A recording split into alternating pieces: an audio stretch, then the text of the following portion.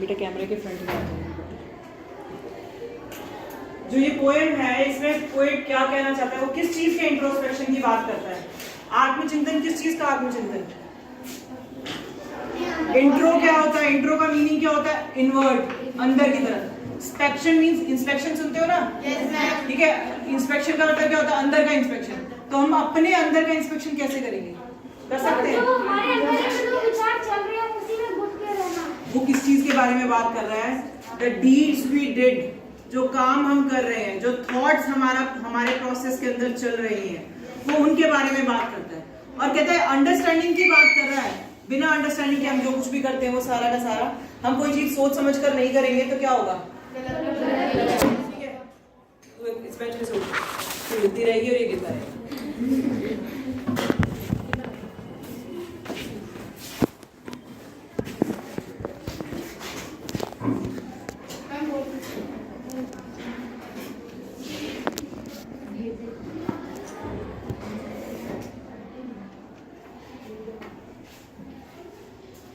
Thought process की जहां तक बात करता है, हम कोई काम करने से पहले क्या करते हैं? थिंकिंग होती है ना।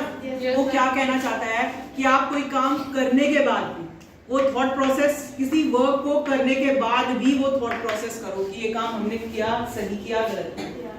ठीक है, जो डीड्स हमारी थी वो रॉन्ग थी या राइट थी, वो ये कहना चाहता है। ठीक है, जो उसने पोएट ने जो कहा, पैब्लो नेरुदा 1904 में पैदा हुए, 1970 उनकी डेथ हुई 73 है। तो जो 1904 के बाद का टाइम पीरियड है वो बहुत ही ज्यादा स्ट्रगलिंग टाइम पीरियड रहा। वर्ल्ड वॉर आई थी ना, वॉर्स। पहली वॉर कब हुई थी? वर्ल्ड वॉर 1914 में, और दूसरी 39 से लेकर 45। तो ये क्रूशियल टाइम पीरियड चला ना। जिस टाइम पे ये पोएम लिखी गई वो या उनका लिविंग टाइम पीरियड रहा, उन्होंने दोनों वॉर्स देखी। ठीक है, तो वो क्या समझाने की कोशिश कर रहे हैं कि जो भी काम हम ह्यूमैनिटी के अगेंस्ट में करते हैं वो रॉन्ग डीड्स में ही कंसीडर किए जाते हैं। वो काम गलत होते हैं जो कि हम लोग करते हैं बिना सोचे समझे। तो वो क्या कहना चाहता है कि इंट्रोस्पेक्शन करो, थॉट प्रोसेस करो। पोएम जो उसमें समझा रहा है, काम करने के बाद भी, करने से पहले तो सभी सोचते हैं, ठीक है, करने के बाद भी सोचो कि हमने गलत किया या सही। मास का पहली लाइन जो बोलता है, now we will count up to 12, count to 12 की बात करता है। 12 नंबर उसने चूज किया। 12 नंबर चूज करने के पीछे दो रीजन थे। आज 12 होते हैं हमारी घड़ी में 12 नंबर तो होते हैं ना, एक डेकेड, और दूसरा मंथ भी 12 होते हैं। तो टोटल टाइम पीरियड मंथ में ले लो, आवर्स में ले लो, वो 12 ही है हमारे पास। इसलिए उसने क्या किया, 12 तक काउंटिंग करने का स्टार्ट किया। उसने कहा एक दिन का काम नहीं है ये, you have to do it throughout the year, पूरे साल करना है। फिर कहता है and we will all keep still. Still का मतलब क्या है? That we should leave everything, हर चीज को छोड़ दो और सिर्फ चुप हो जाओ, कंसंट्रेशन करो, इंट्रोस्पेक्शन करो, अपने अंदर झांक कर देखो कि हम क्या कर रहे हैं। अब यहाँ पे वो कहता है for once on the face of the earth. Face का मतलब ये नहीं कि अर्थ के फेस की बात कर रहा है, वो कह रहा है वंस ऑन द अर्थ, अर्थ के ऊपर पहली बार ऐसा कुछ होगा कि पूरी दुनिया चुप हो जाएगी, शांत हो जाएगी। Let's not speak in any language। Her country में अलग लैंग्वेज बोली जाती है। yes, वो क्या कहता है कि हम किसी भी लैंग्वेज में बात नहीं करेंगे, क्योंकि लैंग्वेज क्या है? उस थॉट प्रोसेस का, जो मैं कह रही थी, वो थॉट प्रोसेस का हम थॉट कैसे लेते हैं, हमारे माइंड में कैसे आते हैं? लैंग्वेज से। हम अपने लैंग्वेज के थ्रू ही हम थॉट प्रोसेस पे जाते हैं। लेकिन वो क्या कहता है कि कुछ सोचना भी नहीं है। वो मतलब अभी फिलहाल कुछ न्यू नहीं सोचने के लिए कहता है we should not speak in any language. हम किसी भी भाषा में बोलेंगे नहीं, बात नहीं करेंगे। क्वाइटनेस चाहता है वो, कीपिंग क्वाइट जो उसने बोला, तो वो क्या चाहता है? क्वाइटनेस, कि शांति हो। शांति के लिए देखो, जो लोग तपस्या करते हैं, जो साधु महात्मा है या जो कुछ भी, वो हिमालय रीजन्स में क्यों जाते हैं? क्या लेकर? शांति होती है, इसीलिए जाते हैं ना, टू गेट द पीस, कि वो वहां जाकर अपने थॉट प्रोसेस को, उस थॉट प्रोसेस को वो बढ़ा पाएंगे। ठीक है, अपनी जो कहते हैं ज्ञान प्राप्त करिए, वो ज्ञान क्या है? वो वही है, पीस उन्हें मिल जाएगी। ठीक है, आगे कहता है let's stop for 1 second, 1 second के लिए रुक जाओ, जो कुछ भी काम कर रहे हो छोड़ दो। Not move our arm so much, अपने हाथों को हिलाना नहीं, बिना हाथ हिलाए कोई काम होता है? ठीक है, है हमारे मैक्सिमम काम हमारे हाथों से होते हैं, तो कहते हैं you should not move our arms, हाथ हमें हिलाने ही नहीं। It would be an exotic movement, कहते हैं ये एक एक्सॉटिक मूवमेंट होगी। एक्सॉटिक मूवमेंट का मतलब क्या है? It is a strange movement, कभी आज तक लाइफ में हुई नहीं, एक स्ट्रेंज मूवमेंट होगी जो लाइफ में कभी हुई नहीं है, स्ट्रेंज है, कभी ऐसा नहीं हुआ कि सारी दुनिया शांत हो जाए, सारी दुनिया इकट्ठे चुप हो जाए। विदाउट रश, रश का मतलब क्या होता है? हरी, जल्दबाजी, किसी चीज की हमें हरी नहीं होगी, हम भागने की दौड़ने की नहीं सोचेंगे। विदाउट इंजन्स, जब हम हाथ ही नहीं चलाएंगे तो कोई मशीन चलेगी नहीं। मशीन के एटलीस्ट बटन तो ऑन करने पड़ते हैं ना, वो भी हाथ से करने हैं। अगर हम कोई बटन ऑन ही नहीं करेंगे, हर मशीन को रोक दिया जाएगा, तो क्या होगा? मतलब हम daily day to day life में कितनी मशीनों का सोर्स होते हैं, है ना? बहुत सारी मशीनें एवरीवेयर, कार है, घर में बहुत चीजें चलती हैं, ठीक है, हर चीज की एक मशीन की एक आवाज होती है। तो वो कहते कोई मशीन नहीं चलेगी, कोई मशीन की साउंड नहीं होगी, we would all be together, और हम सब साथ होंगे उस मोमेंट में, इन अ सडन स्ट्रेंजनेस, एक अलग ही स्ट्रेंजनेस होगी। तो अलग क्यों कह रहा है? क्योंकि ऐसा कभी हुआ ही नहीं कि जब पूरी दुनिया, पूरा वर्ल्ड एक साथ शांत हो जाए। Fisherman in the cold sea, cold sea की बात करता है, क्योंकि वो जिस एरिया में रहता है वहाँ पे स्नोफॉल होती है। चिल एरिया जो है, जो वो यूरोपियन कंट्रीज में, वहाँ हमेशा स्नोफॉल होती है। तो जो कोल्ड सी की बात कर रहा है कि समुद्र, जैसे इंडिया का जो समुद्र है आसपास का एरिया जो है वो कोल्ड नहीं है, वहाँ आइस स्नोफॉल नहीं है। कि जो यूरोपियन कंट्रीज के आसपास का समुद्र है वहाँ पे तो पानी भी जमा हुआ होता है। जो टाइटैनिक शिप डूबा था वो क्यों डूबा था? सिल्लियाँ थी, बर्फ की सिल्लियाँ थी, जो नीचे ब्लोअर्स लगे हुए थे वो भी उसको मेल्ट नहीं कर पा रहे थे, और टकरा टकरा के उससे जो वुडन प्लैंक्स थे जो शिप के, वो टूट गए और पानी अंदर घुसना शुरू हो गया। ठीक है, क्या होता है? शिप्स के नीचे ब्लोअर लगाए जाते हैं, हीटर, जो बर्फ को पिघलाते हुए आगे बढ़ते रहते हैं। क्या हुआ? वो ब्लोअर्स उसको मेल्ट नहीं कर पाए, सिल्लियों से वो आगे बढ़ने की कोशिश करते रहे, प्लैंक्स टूट गए और शिप डूब गई। तो वो यही कहने की चाहत कर रहा है कि कोल्ड सी है, फिशरमैन वहां नहीं जाएंगे, वुड नॉट हार्म वेल्स, वहां पे जो वेल्स हैं, जो बड़ी बड़ी मछलियां हैं जिनको वो पकड़ने जाते हैं, उनको हार्म नहीं करेंगे। ठीक है, वेल्स का मतलब यहाँ पे सिंपली क्या है? फिश की बात कर रहे हैं। द मैन गैदर्ड सॉल्ट, जो आदमी है वो क्या करेगा? जो सी बीचेस के ऊपर होते हैं वो क्या करते हैं? वहाँ पे एक तरीके से ना इस तरीके के सॉल्ट के फील्ड बनाए जाते हैं बॉक्सेस में, और उसकी बाउंड्रीज बना दी जाती है। बाउंड्रीज के अंदर क्या करते हैं?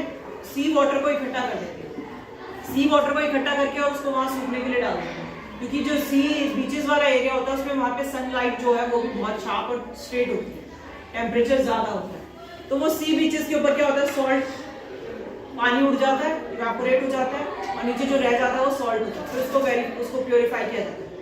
ठीक है, तो जो कहते हैं जो मैन गैदर्ड सॉल्ट, जो आदमी सॉल्ट इकट्ठा कर रहे होते हैं, would look at his hurt hand, वो क्या करेंगे? अपने जख्मी हाथों को देख पाएंगे। आपने देखा डिटर्जेंट पाउडर पे ज्यादा देर तक हाथ रखे रहे कट जाते हैं, ठीक है, फिंगर्स की जो जितनी भी रेज होती है वो दिखने लग जाती है। तो वो यही कह रहा है कि रोज जो आदमी नमक इकट्ठा कर रहा है तो उसके हाथ कटे हुए हैं, सॉल्ट की वजह से कट जाते हैं। इसमें डिवाइसेस देख लो, वी विल, फर्स्ट लाइन से वी विल, कौन सा डिवाइस है? अलिटरेशन। डिवाइसेस कौन से हैं? मैं लिखती चल रही हूँ। फर्स्ट वी विल में व की साउंड रिपीट हो रही है, और कौन सा डिवाइस है? एलिट्रेशन। फर्स्ट एलिट्रेशन कौन सा डिवाइस होता है? जहां पे सेम कॉन्सोनेंट साउंड बार बार रिपीट हो रही होती है, वी विल। ठीक है, डिवाइस कौन सा है? एलिट्रेशन।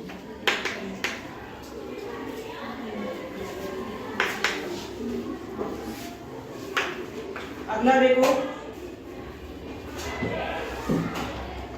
एक वर्ड दे रखा है, दो लाइनें लेट्स से शुरू हो रही हैं, दो लाइनों में लेट्स आया है, फर्स्ट वर्ड। यहाँ पे कौन सा डिवाइस है? एनाफोरा।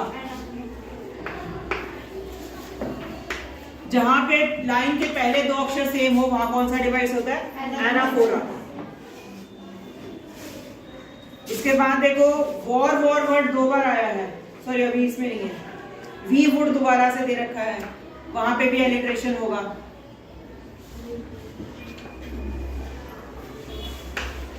विदाउट वर्ड दो बार आया है, ठीक है, यहाँ पे विदाउट वर्ड कौन सा डिवाइस आएगा? रेपिटिशन।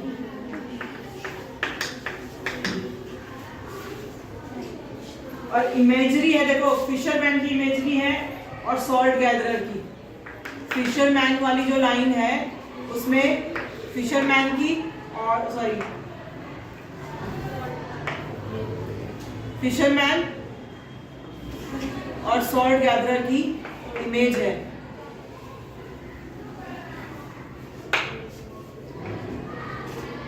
कौन सा डिवाइस है? इमेजरी, ठीक है, या फिर इमेजिनेशन।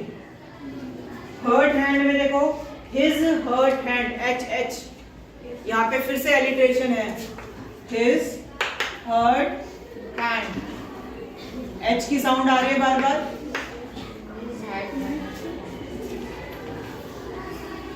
सडन स्ट्रेंजनेस, एस की साउंड आ रही है, वहां पे भी एलिट्रेशन है। अगला देखो, those who prepare green Wars, जो लोग, ग्रीन वॉर का मतलब क्या है? War against nature. Green war का मतलब क्या है? वॉर अगेंस्ट नेचर, ठीक है, नेचर के खिलाफ या फिर जंगलों के खिलाफ, फॉरेस्ट के खिलाफ हमने जो जंग छेड़ रखी है, जंगलों को काट रहे हैं हम लोग, डिफॉरेस्टेशन कर रहे हैं।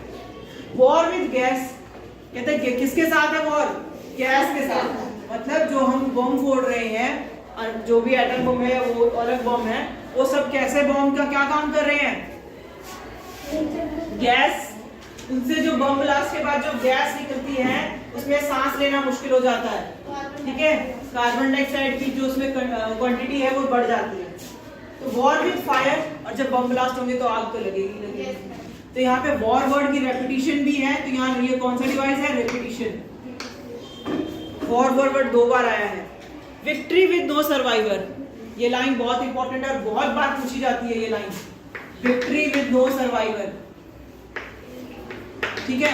कहते हैं जो ये वॉर हो रही है ना, उसके बाद जीत मनाने के लिए कोई बचेगा नहीं, विक्ट्री को सेलिब्रेट करने के लिए कोई नहीं बचेगा, सब उस बॉम्ब ब्लास्ट के अंदर उनकी डेथ हो जाएगी। Would put on clean cloth, हम साफ सुथरे कपड़े पहनते हैं, पहने बिल्कुल व्हाइट क्लीन क्लोथ पहने हम। Walk about with their brothers, और अपने भाइयों के साथ हमें वॉक करनी है इन दी शेड डूइंग नथिंग। ये नहीं कह रहा, उसका मीनिंग ये नहीं कि अपने अपने भाई को लो हाथ पकड़ो और वॉक करना शुरू कर दो, नो। उसको क्या कहना चाह रहा है? जस्ट लाइक आवर थॉट, हमें अपने थॉट्स को क्लीन करना है अपने कपड़ों की तरह, ठीक है, और अपने पूरे ह्यूमैनिटी को साथ लेकर चलना है विद पीस। ह्यूमैनिटी की बात कर रहा है वो, पूरी मानवता को साथ लेकर चलने के लिए कह रहा है। इन शेड मीन्स विदाउट प्रॉब्लम, बिना प्रॉब्लम्स के हमें अपने भाइयों को अपने साथ लेकर चलना है, अपने जो भी ह्यूमन बीइंग्स उनको साथ लेकर चलना है। एंड डूइंग नथिंग, और कुछ नहीं करना। कहता है what I want should not be confused, कहता है प्लीज प्लीज प्लीज, मैं जो कह रहा हूं कंफ्यूज मत होना। विद टोटल इनएक्टिविटी, कहता है उसने एक वर्ड यूज किया, ये टोटल इनएक्टिविटी। इस पोएम में से क्वेश्चन आता है ना, तो इसी लाइन पर आता है विक्ट्री विद नो सर्वाइवर या फिर टोटल इनएक्टिविटी। टोटल इनएक्टिविटी का मतलब क्या है? इनएक्टिविटी का मतलब वो क्या कहना चाहता है? नहीं, हाँ ठीक है, इनएक्टिविटी का मतलब कि काम छोड़ दो, लेकिन वो कौन सी डीड्स की बात कर रहे हैं? Bad deeds. कौन सी डीड्स? बैड डीड्स, जो बुरे कर्म हैं उनको छोड़ने के लिए कह रहा है। टोटल ये नहीं कह रहा कि भाई तुम सारे काम काज छोड़ के घर में बैठ जाओ, ठीक है, तो फिर कहाँ से फूड आएगा, कहाँ से लाइवलीहुड आएगी, कहाँ से जिएंगे हम? जीने के लिए काम करना बहुत जरूरी है, लेकिन वो क्या कह रहा है? टोटल इनएक्टिविटी का मतलब क्या है? Inactivity of the wrong deeds, inactivity of wrong deeds. I want no truck with death, कहता है yes I have no truck with death. अगर ट्रक का मतलब यहाँ क्या है? I have no bridge with the death, कि मेरा कोई लिंक नहीं है किसी की डेथ के साथ। मैं ये नहीं चाहता कि दुनिया मर जाए, मेरा उसे कोई लिंक नहीं है डेथ के साथ। मैं ये नहीं कह रहा कि शांति इस तरीके से लेकर आई जाए कि सब मर जाए, no, I have no truck with death. कहता है if we were not so single minded, single minded क्यों? सिर्फ हम अपने बारे में सोचते हैं, हमारे एक काम से किसी दूसरे को क्या प्रॉब्लम होगी हम नहीं सोचते। कभी सोचते हैं? हम सिंगल माइंडेड, सिर्फ अपने बारे में सोचते हैं। अपने घर से कूड़ा बाहर फेंक दिया, अपने घर की सफाई हो गई, लेकिन जहाँ हमने फेंका उससे किसी को आने जाने वाले को प्रॉब्लम हो रही है या सोसाइटी में गंदगी फैल रही है, इससे हमें कोई प्रॉब्लम नहीं, ठीक है। होता यह है कि जब हम खुद उसमें फंसते हैं तब हमें पता चलता है। डेली क्या करते हैं हम? अपनी जो नालियां हैं उनमें कूड़ा भर दिया, जब बारिश आएगी, जब ब्लॉकेज होगी, जब पानी हमारे घर के अंदर घुस रहा होता है, then we realise that we are doing wrong. ठीक है, जब तक कोई प्रॉब्लम हमें खुद को फेस नहीं करनी पड़ती, वो हमें प्रॉब्लम लगती नहीं है। About keeping our life moving, हम बहुत सिंगल माइंडेड है, बस अपनी लाइफ को आगे चलाने पे लगे हुए हैं। And for once could do nothing, कहते हैं एक बार सिर्फ कोई काम नहीं करना, सिर्फ सोचना है कि जो हमने किया वो सही था, कूड़ा नाली में डाला वो सही किया, ठीक है, किसी दूसरे को प्रॉब्लम हमने क्रिएट की वो सही किया, नो, चोरी की सही किया, नो। तो वो चीजें कहते हैं हम जब सिर्फ इंट्रोस्पेक्शन करेंगे, देन वी विल रियलाइज कि हमने जो किया वो सही था या नहीं था। परहैप्स अ ह्यूज साइलेंस, उसने एक वर्ड यूज किया, ह्यूज, ह्यूज का मतलब big silence, a big silence, एक बहुत बड़ी शांति होगी। माइट इंटरप्ट, वो क्या करेगी, इंटरप्ट करेगी। इंटरप्ट का मतलब एक तरीके से कोई इसके साथ एक वर्ड और लिखा है, इंटरप्ट दिस सैडनेस। इंटरप्ट क्या है और सैडनेस, सैडनेस तो शायद सबको पता है। दुख किस चीज का दुख है,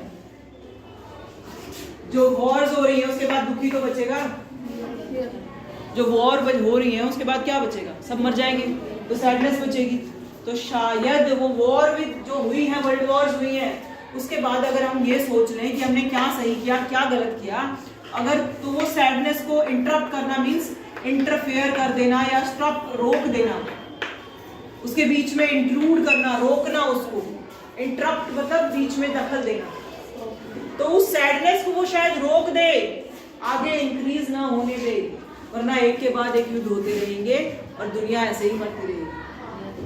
ठीक है, ऑफ नेवर अंडरस्टैंडिंग आवरसेल्फ, मतलब पूरी लाइफ स्पेंड कर देते हैं लेकिन कभी अपने आप को ही नहीं समझ पाते कि हम अपनी लाइफ से क्या चाहते हैं। पॉलिटिशियंस जो कर रहे हैं वो कर रहे हैं, हम उनके पीछे पीछे फॉलोअर्स बन जाते हैं। ठीक है, आगे कहता है ऑफ नेवर अंडरस्टैंडिंग आवरसेल्फ, पूरी लाइफ चली जाती है हम अपने आप को ही नहीं समझ पाते।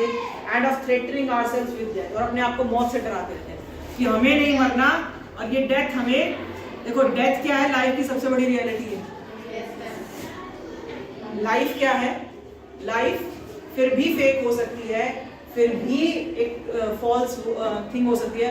डेथ सबसे बड़ी रियलिटी, ये इनएविटेबल है, इसे कोई रोक नहीं सकता। लेकिन लोग अपने आप को इससे डराते रहते हैं, जितना उसको पोस्टपोन कर लें उतना पोस्टपोन करते हैं। ठीक है, चाहे सारी लाइफ हमने जी ली, 100 की एज में पहुंच गए, लेकिन वो अभी भी उसे पोस्टपोन करने में लगे। It is not in our hand, हमारे हाथ में भी नहीं है। ठीक है, लेकिन थॉट्स की बात कर रहा है, वो विचारों की बात कर रहा है कि हम अपने आप को डराते रहते हैं, थॉट्स से डराते रहते हैं कि मर जाएंगे मर जाएंगे मर जाएंगे, मरने से पहले ये भी कर ले ये भी कर ले ये भी कर ले। फिर आगे कहता है perhaps the earth can teach us, कहता है शायद ये अर्थ जो है ये हमें कुछ सिखा दे। अब अर्थ क्या सिखाती है, क्या सिखाती है अर्थ हमें, बोलो।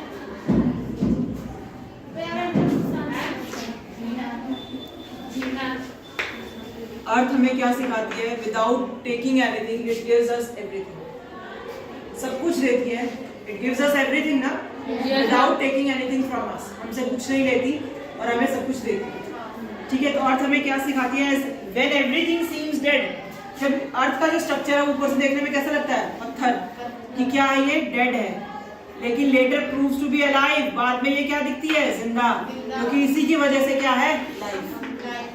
लाइफ अर्थ की वजह से ही है। एक ऐसा ही प्लेनेट, सिर्फ एक सिंगल प्लेनेट है जिसके ऊपर ह्यूमन बीइंग सर्वाइव कर सकता है, लाइफ है, पेड़ पौधे हैं, तो वो अर्थ खुद एक लिविंग ऑर्गेनिज्म है, तभी तो वो दूसरों को लाइफ दे रही है। अगर खुद डेड होती तो दूसरों को लाइफ दे पाती। ठीक है, and letter proves to be alive, कहता now I will count up to 12, अब कहता सारी बातें समझा दी मैंने, अब मैं जा रहा हूँ, 12 तक गिनती गिनूंगा, 1 2 3 वो काउंटिंग स्टार्ट करता है, and you keep quiet I will go, कहता आप सब चुप हो जाओ और मैं जा रहा हूं।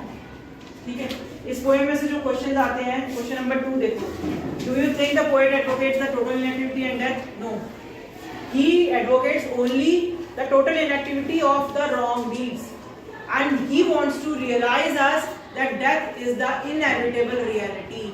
क्या है, एक ऐसा सत्य है, एक ऐसा ट्रुथ है जो इनएविटेबल है, जिसे हम बदल नहीं सकते। और जो दूसरा क्वेश्चन उसने पूछा है,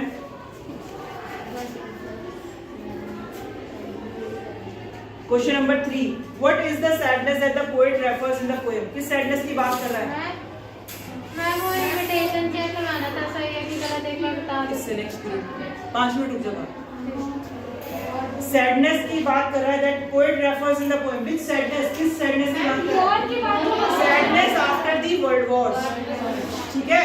वो सैडनेस को कैसे इंटरप्ट किया जा सकता है वो पोएम में वो डिस्क्राइब कि उसको सिर्फ सेल्फ थिंकिंग या इंट्रोस्पेक्शन से अपने बात जो हमने किया है उसके बारे में सोचे, हमने गलत किया सही किया, उस थॉट प्रोसेस के बारे में बात कर रहा है, उसी से उस सैडनेस को इंटरप्ट किया। और जो मैंने 2 लाइनें बताई, victory with the no survivor और टोटल इनएक्टिविटी पे डेफिनेटली इस पोएम के क्वेश्चन आते हैं। तुम्हारी जो सपोर्टिंग मटेरियल दे रखा है उसमें जो पॉइंट्स टू रिमेंबर दे रखा है उसमें सारे क्वेश्चंस के आंसर दे रखे हैं और उसी में से ही क्वेश्चंस आते हैं। जो पैसेजेस जो स्टैंजास इसमें दे रखे हैं पोएम के, वो स्टैंजा सॉल्व भी किए हुए हैं, अनसॉल्व्ड भी है। तो पोएम को इसमें से सपोर्टिंग मटेरियल में से कर लो। तुम्हारे पेपर में एमसीक्यू फॉर्म में आएगा नो डाउट, लेकिन क्वेश्चन पढ़ने के लिए इसमें क्वेश्चन आराम से मिल जाएंगे, ठीक है। जब कल आओगे तो आप अगर 2 चैप्टर्स वैसे हो गए हैं